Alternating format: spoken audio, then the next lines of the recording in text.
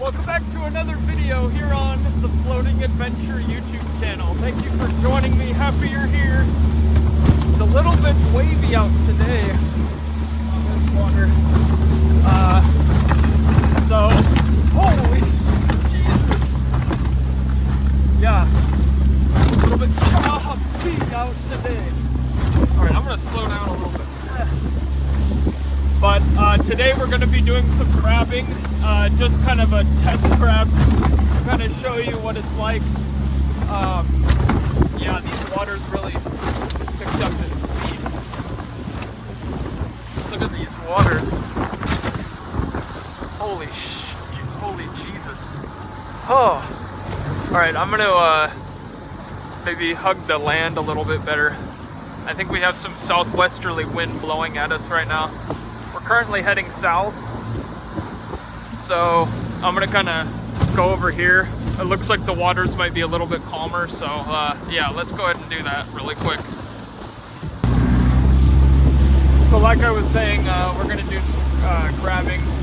I have my crab pot right here, and I have a bucket to store the crabs, and then this is a full crab pot setup. We have a floaty here.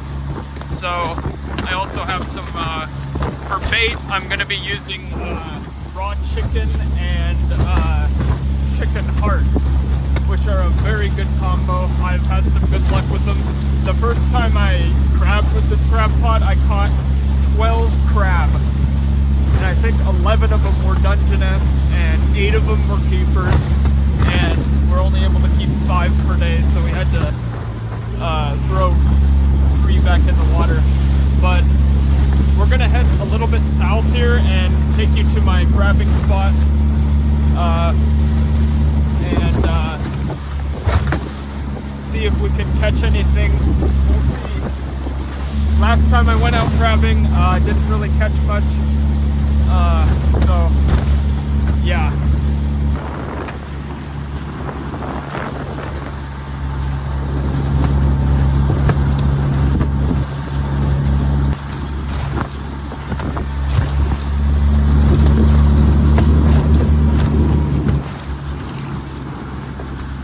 Man, these waves really did just come out of absolutely nowhere. Also, maybe we should just, I'm thinking maybe I can just cut straight across, because right now I'm kind of going right into the waves, which kind of makes it a little bit not as smooth of a ride, but yeah, we got some maybe 4 on the Beaumont scale in terms of waves right now. Anyways, let's head over and see if we can even crab today. If you were wondering, right in the middle of the channel in Puget Sound,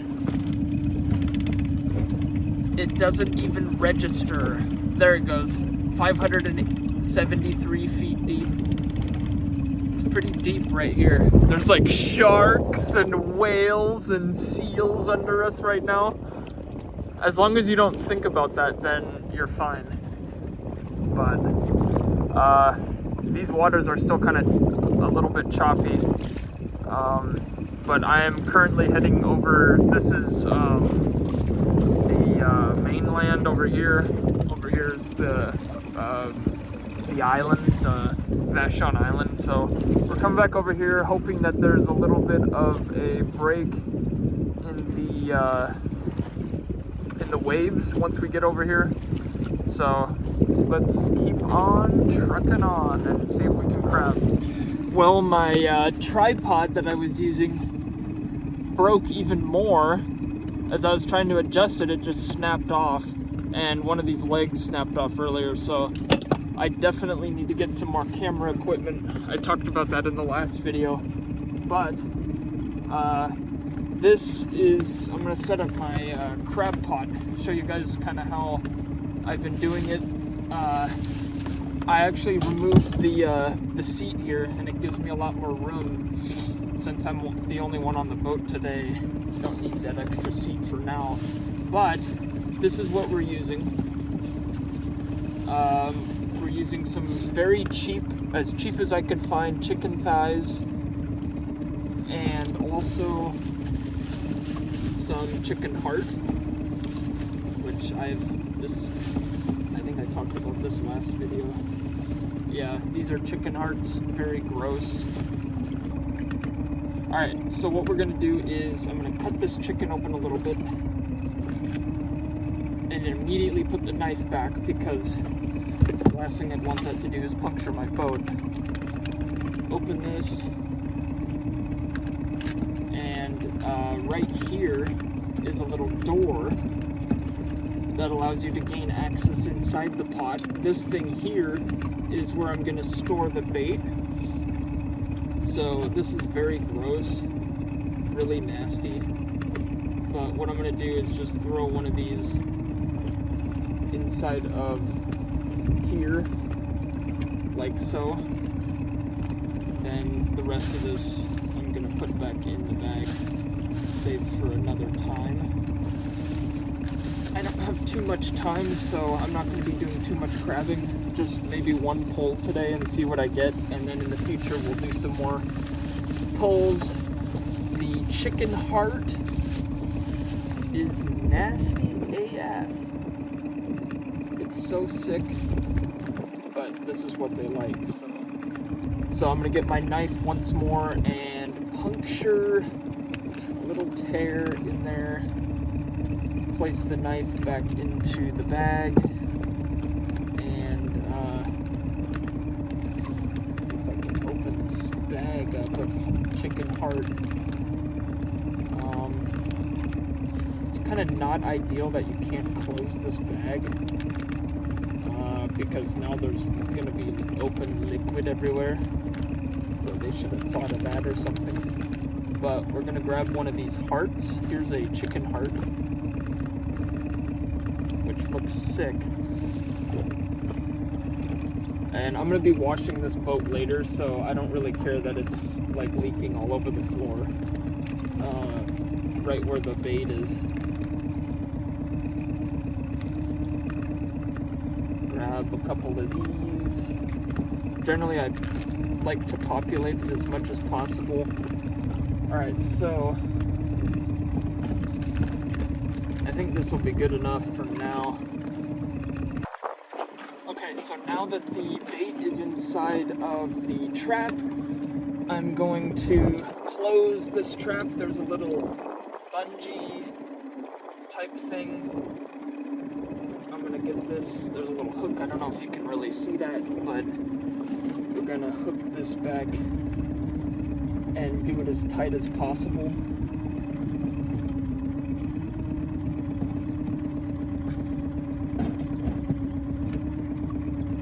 There we go.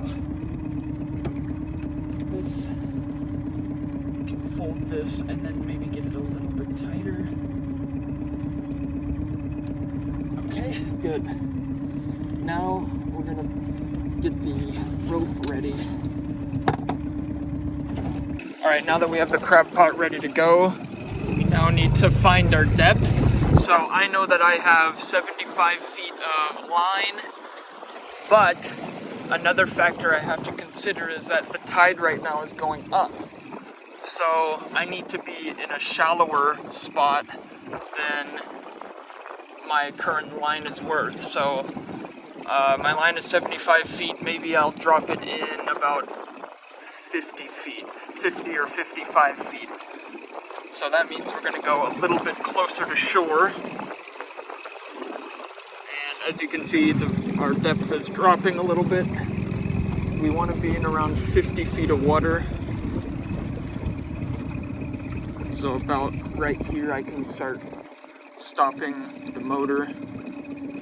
Right now the tide's going up incredibly fast because it's a new moon, so the tidal waves are a lot larger than normal. Probably going to back up just a little bit. Alright, I think I'm happy with this depth right here. So now let's go ahead and toss this pot in. So I'm gonna is toss her in and kind of let my hand feed the line down. So we're about 40 feet right here, so shouldn't be too much longer until all of this is, shoot. Hold on. So that took a minute, but we now have all the slack in the line, and I just tossed the buoy in. So all that slack there will compensate for when the tide rises. So now I'm gonna set the timer for about, see, I don't have too much time. Normally I do like an hour and a half or 2 hours, but I only have maybe an hour right now worth of time before I have to go back to shore and do some shopping and other stuff like that. So maybe I'll check in it in an hour, see what it's like. And the tide is moving so quickly. Look at how far away it is already from us. But yeah, I think I'm gonna maybe check on it in an hour, see what it's like, see what it's doing and stuff. And then we will come back, pull it up, and see if we get anything. And I kind of like when there's no seat here. I got a lot more room to play with the seat removed. I just set it off over here, but yeah, so also I'm really thinking of going to shore. I really need to use the bathroom, and that little cliffside there is calling my name, so we might go to shore, just do that and maybe chill for a little bit on shore. Been out on the boat most of the day, which, by the way, I love being out on the water, so I don't have a problem with it, but I need to use the bathroom, and there's no bathroom on board, so we're gonna go to shore, take a leak, and yeah, so we'll be back in a moment. Alright, well, I just came on shore for just a little bit, used the bathroom. She's trying to get away, but she's not going to. So yeah, there's also some blackberries up here, like wild blackberries.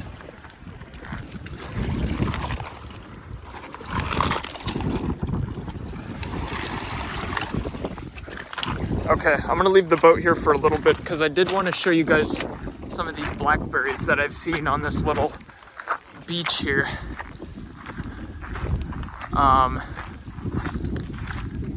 Yeah, like all this driftwood and stuff. Look at this. Free food. Nobody's come here to pick them.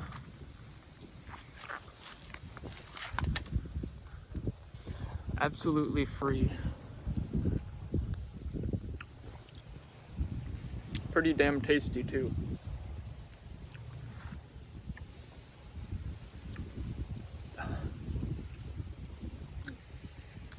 I might sit here for a couple minutes and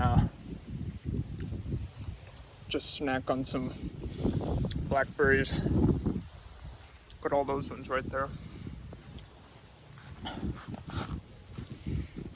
If you aren't from the Pacific Northwest, then you don't have these wild blackberry bushes that, by the way, they grow like a weed. They're kind of a pest around here.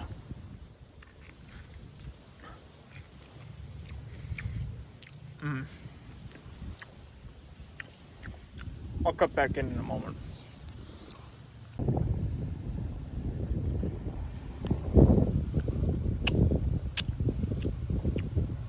Good stuff.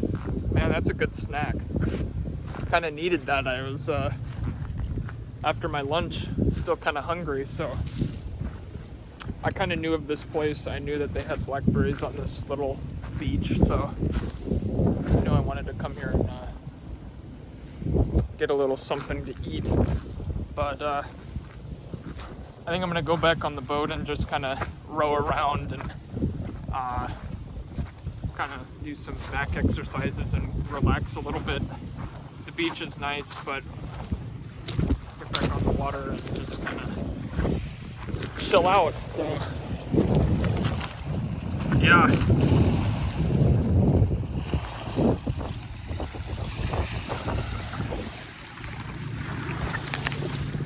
Be back in a couple minutes.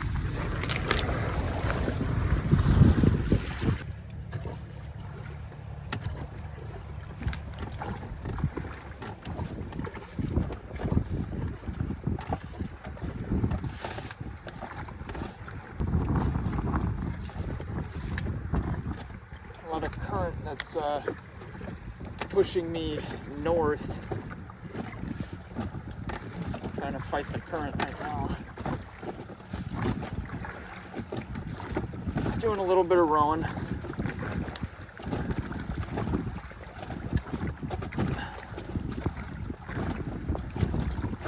I probably ate about like 20 or 25 blackberries in a matter of like 5 minutes, or 3 minutes, a little less than that. So, free snacks never hurt. If you can find free food on your travels, then more power to you. So.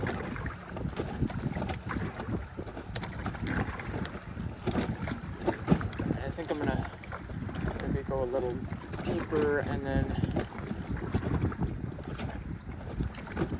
I'd been rowing for a couple minutes. I think I'm just gonna go a little bit deeper. I think we're about 14 feet deep right now, according to the depth sounder. But I've got about 5 pages left in my book, which I need to finish today because I've got another book I'm about ready to read. So I'll come a little bit away from the shore and just drift around and read a book and live the high life. Alright, now I'm trying to locate the crab pot, which should be somewhere around here, I think. Let's see if I can spot it. Oh, that might be it right over here. Straight ahead. Yep, I think that's it. That little red dot. Alright, I'm gonna get ready, get the boat prepared for this crab pot, and then we'll pull it up.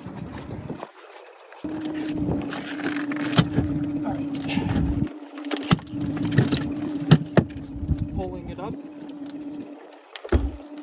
Let's see what we catch.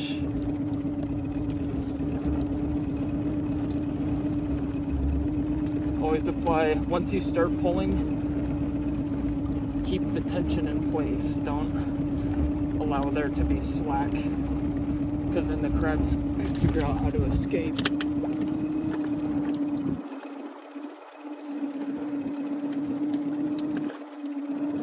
Oh, what's this? We got a couple.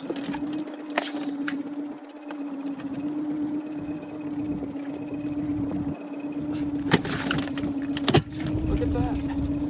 We caught a couple crabs. Let's take a look at them. They look pretty small. I don't know if we can keep them, but let's take a look. So there looks like there's 3 red rocks, which are these brighter red ones. Then there's the Dungeness right there.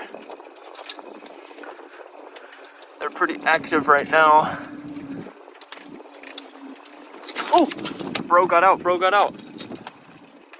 They was too small anyways.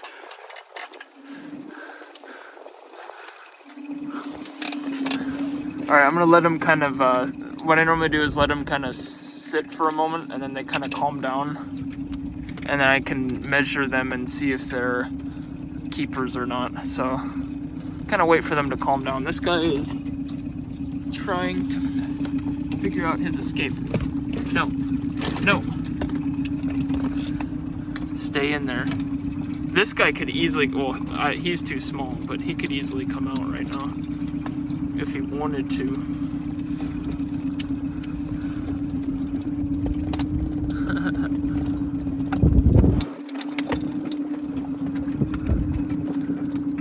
This guy looks like he could be big enough. No, don't come out. Don't come out until we figure out how big you are. Alright, this guy can come out because he's too small. Congratulations, you figured your way out.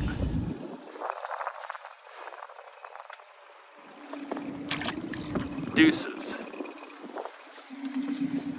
Alright, now it's just these two left.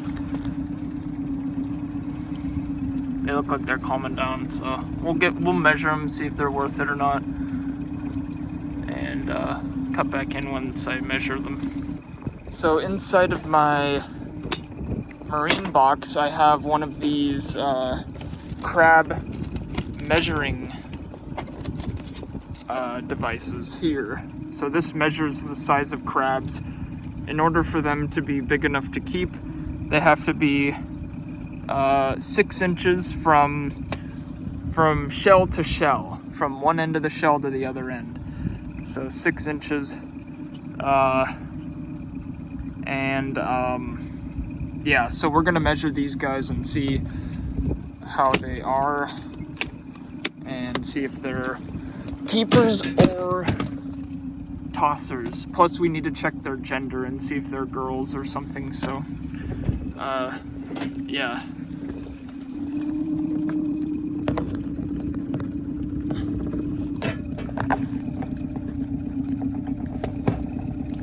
Alright, we're inside the crab pot, so let me place the measuring device on this guy. And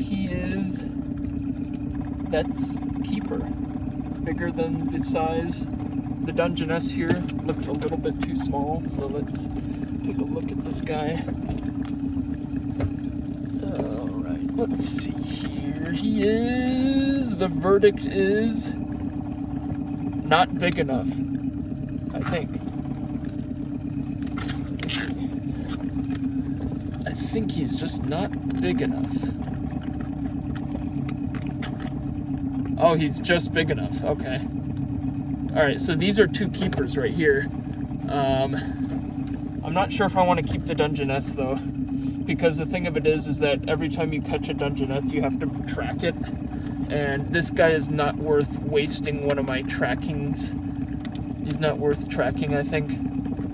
If I want a Dungeness, I want a big brother, so I think I'm gonna toss this guy, and I'm gonna keep this guy and eat him. Maybe cook him up tonight. Oh, he only has one claw. Okay, so only one claw, so not much meat there. And this guy, I'm not really interested in his meat either because he's too small. But, well, he's not too small, but I'd want him to maybe grow up a little bit.